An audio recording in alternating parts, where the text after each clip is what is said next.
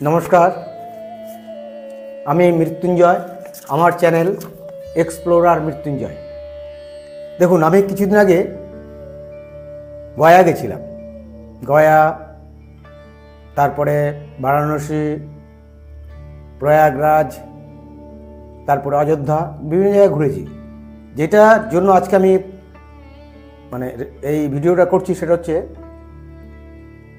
আমি মূলত গয়া গেছিলাম পিণ্ডদান করতে মা বাবার। সেই পিণ্ডদান করতে গিয়ে যেইভাবে আমি এগিয়েছি, যেভাবে আমি করেছি পিণ্ডদানটা, তাতে আমার মনে হয়েছে যে আমারটা ঠিক পথ এবং কোনো প্রবলেম অ্যারাইজ করেনি এবং খুব স্মুথলি সব কিছু হয়ে গেছে। সেই জন্যেই আমি জানাবার জন্যেই আজকের ভিডিওটি। সেটা হচ্ছে, আপনারা যদি যান তাহলে আমি বলবো সবসময়, কোনো গাড়ির কথা মেনশন করছি না বা বলছি না, আমি বলবো যে দিনের বেলায় যান, কারণ রাতে যাবেন না। গয়াতে দিনের বেলা বেস্ট। তা সকালের ট্রেনে যাবেন, যে কোনো ট্রেনে। তা আমি যেই ট্রেনে গেছিলাম সেই ট্রেনের কথাই বলছি। আমি বন্দে ভারতে গেছিলাম। ট্রেন নাম্বার ছিল 22303, Vande Bharat express, chair car, AC. আমার ভাড়া লেগেছিল 1691 টাকা ভাড়া লেগেছিল। খুব ভালো ট্রেন। ওটা গিয়ে পৌঁছায় 12:30 নাগাদ গয়া স্টেশনে। আপনি নামলে, যখন স্টেশনে নামবেন, নেমেই দেখবেন প্রচুর লোক আপনাকে ডাকবে যে আমাদের সাথে আসুন, আমাদের সাথে আসুন, আমরা ব্যবস্থা করে দেবো, খুব স্মুথলি, কোনো প্রবলেম হবে না, টাকা পয়সা কম লাগবে। কিন্তু সেই সমস্ত প্রলোভনের পায়ে এক পা একদম দেবেন না, একদম ওই দিকে যাবেন না। আপনারা সোজাসুজি 1 নম্বর প্ল্যাটফর্মে থেকে ভারত সেবাশ্রমের একটা কাউন্টার আছে, ওদের সাথে কথা বলুন, যোগাযোগ করুন। অনেক লোককে দেখবেন ব্যাচ লাগানো, স্টিকার লাগানো জামা কাপড়ে, যে তারা ভারত সেবাশ্রমে বলবে, কিন্তু তারা আসল নাও হতে পারে। সেই জন্য তাদের কাছে যাবেন না। আপনারা চেষ্টা করবেন 1 নম্বর প্ল্যাটফর্মে ভারত সেবাশ্রমের নিজস্ব কাউন্টার আছে, সেখানে যাবেন। বা বাইরে বেরিয়েই একটু এগিয়ে বাহাতে সামনের দিকে দেখবেন ওদের অফিস আছে, সেখানে যোগাযোগ করবেন। দেখবেন গেলে পরে ওরা বসিয়ে রাখবে এবং টোটো আপনাকে উঠিয়ে দেবে, টোটোতে বা অটোতে উঠিয়ে দেবে। ওই বেশি না, দূরত্ব মাত্র 1 কিলোমিটার মতো, 5-7 মিনিট লাগে। ওই 10 টাকা থেকে 20 টাকার মতো লাগবে। আপনি পৌঁছে গেলেই ওরা ওখানে ঘরের ব্যবস্থা আছে রিসেপশনে। ওখানে দেখবেন কিছু লোক হয়তো আপনার আগে গেছে, তারা দাঁড়িয়ে গেছে লাইনে পরপরভাবে। আপনি দাঁড়িয়ে পড়বেন। দাঁড়িয়ে পড়লে দেখবেন ওরা আপনাকে জিজ্ঞাসা করবে আপনারা কজন।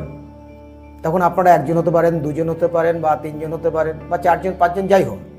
সেই বললে সেইভাবে আপনাকে ওরা ঘর দেবে। ঘর দেওয়ার পরে ওটা ভাববেন না যে আপনি একা গেছেন বা 4 জন গেছেন বলে আপনাদের 2টো ঘর দেবে বা 3টে ঘর দেবে, তা নয়।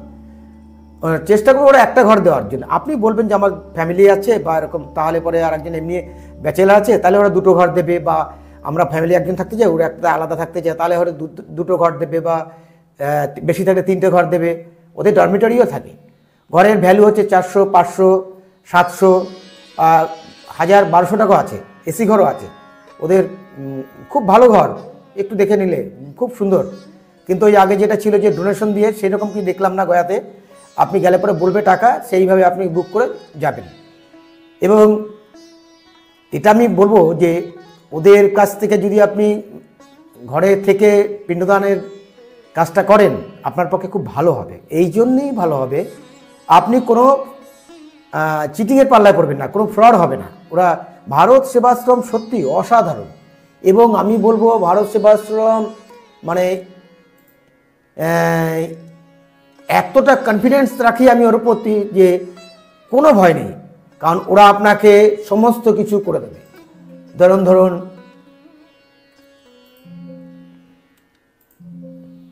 ওরা আপনাকে সমস্ত কিছু করে দেবে।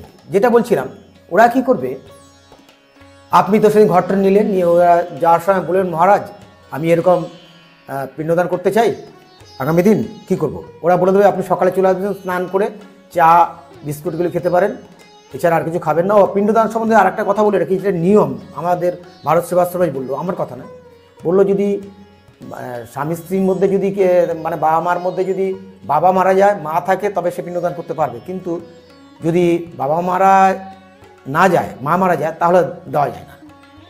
সেই জন্যে যে কোনো একটা হয়, যদি বাবা মারা গিয়ে থাকেন তবে দিতে পারবেন, অথবা যদি দুজনেই মারা গিয়ে থাকে তবে পারবেন। যাই হোক, পরের দিন সকালে আপনি যখন যাবেন,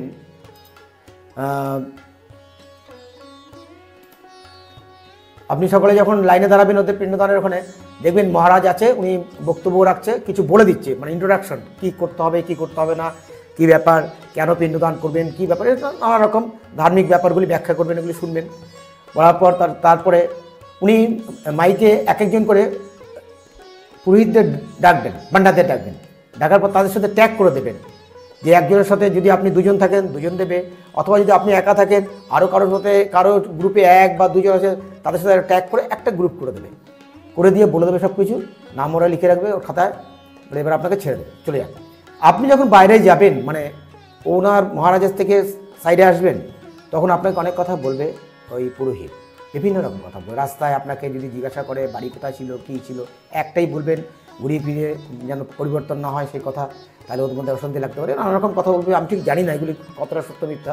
তা আমি বলেছি, যখন আমার তো অসুবিধা ছিল না, আমি একটাই কথা বলেছি যে আমার যা জানি তাই, কারণ ওরা পূর্বপুরুষের একটা হিস্ট্রি দেখে, ওই যে ওটা কি, ওরা যে আপনার আগে বা আমার আগে আমার বাবা গেছিলেন বা আপনার বাবা গেছিলেন, যে উনি যে রেকর্ড করে এসছেন তার সাথে মিলিয়ে দেখে, এই হলো ব্যাপার। মিলিয়ে দেখা আসল কথা হচ্ছে একটা টাকা পায়, পরিষ্কার কথা, যে বলে যে আমি আপনার কুলপুরোহিত, আমাদেরকে এই দিন, কারণ হচ্ছে উনি যদি বেঁচে থাকতেন তাহলে খাওয়া দাওয়া কত লাগতো, মানে যিনি মারা গেছেন, যার পিণ্ড দিতে গেছেন তার কত টাকা লাগতো, সেই হিসাবে একটা কিছু দিন, এইভাবে আপনাকে একটা পরিষ্কার কথা বলবে।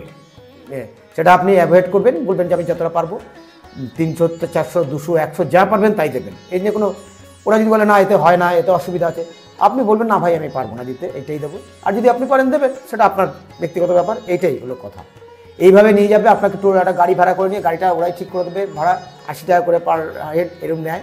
তা ওরা নিয়ে গেল করে, ওরা ওখানে যাওয়ার পর পিণ্ডদানের ঢোকার আগে এরকম বারবার জিজ্ঞাসা করবে, এরকম দেখবেন রাস্তা ধরবে, এরকম বিভিন্ন গ্রুপ, আপনি একই কথা বলবেন, ওরা যদি মিললে না মিললে চলে গেলেন একদম জায়গা মতো, যেখানে পিণ্ডদান হয় সেই নদীর ধারে, সরস্বতী নদীর ধারে গেলে ওখান থেকে জল নিয়ে আসবেন।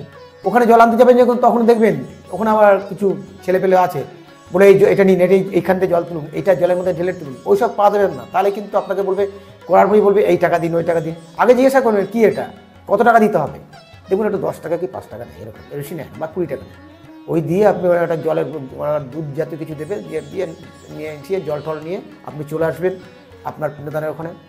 পুরোহিত যা যা কাজ করাবে করবেন, করার পরে আপনাকে যে টাকা আপনি পারবেন দিতে, সেটা তখন বলবেন না কিছু, বলবেন যে ঠিক আছে আমি দেবো, আপনাকে চেষ্টা করবো যতটা পারবো খুশি করার চেষ্টা করবো, এইভাবে বলবেন।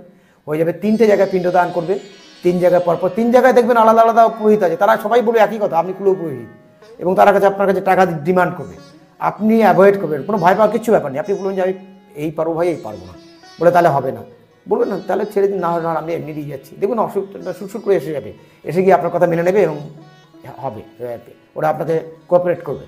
এইভাবে 3 জায়গায় পিণ্ডদান করার পর লাস্টে আসবে সীতাকুণ্ড। সেই সীতাকুণ্ড এসে, সীতাকুণ্ড না, একটা বট গাছের মতো সীতার কী সব আছে, ওখানে আসবে। আপনাকে আসার পরে ওখানে কিছু নিয়ম কার্য আছে, এবং আপনাকে সেই সময় পুরোহিত বলবে যে আপনি কত টাকা দিতে চান সেটা বলুন, মন্ত্র আকারে ওটাকে মুখ দিয়ে বলাবে। এটা আপনি কখনোই করবেন না, আপনি বলবেন না। আমি বললেন ভাই আমি তোমাকে চেষ্টা করবো খুশি করার, চিন্তা নেই, আমি টাকার কথা এই মুহূর্তে বলতে পারছি না, কারণ আমার কাছে কী পয়সা আছে না আছে আমি জানি না, তো আমি দেখে তো বলতে হবে, তুমি নিশ্চিন্ত থাকো, ব্যাস। এই বলে ওইখানে শেষ করে দিয়ে আপনার কাজ শেষ, ব্যাস। ওখান থেকে আপনি বাইরে আসবেন, এসে ওকে যা পারবেন দেবেন। যদি আপনার মনে হয় কিছু প্রবলেম অ্যারেজ করেছে, আপনি সোজাসুজি বলুন ভাই চলো ইয়েতে ভারত সেবাশ্রমে যাবো, ওখানে গিয়ে দেবো, ওরা কিছু বলবে না, দেখবেন ওরা যাবে আসবে আপনার ভারত সেবাশ্রমে আসলে একদম চুপ, ওরা আর কোনো কথা বলবে না। ওখানে যা দেবেন, যদি কিছু বক্তব্য থাকে আপনি মহারাজ বলুন, মহারাজ আমাকে এই বলছে আমি কী করবো, তো মহারাজই কোঅপারেট করবে, করে আপনাকে এই ব্যাপারে সাহায্য করবে এবং দেবেন, ব্যাপারটাকে সহজ করে দেবে। এই পর্যন্তই। এইভাবে চললে দেখবেন আপনার সহজ হবে। এবং অবশ্যই আমি আবার শেষ পর্যায়ে এসে বলছি, পিণ্ডদানের জন্য অবশ্যই আপনি ভারত সেবাশ্রমের মাধ্যমেই যাবেন, এছাড়া অন্য কোনো মাধ্যমে যাবেন না। নমস্কার।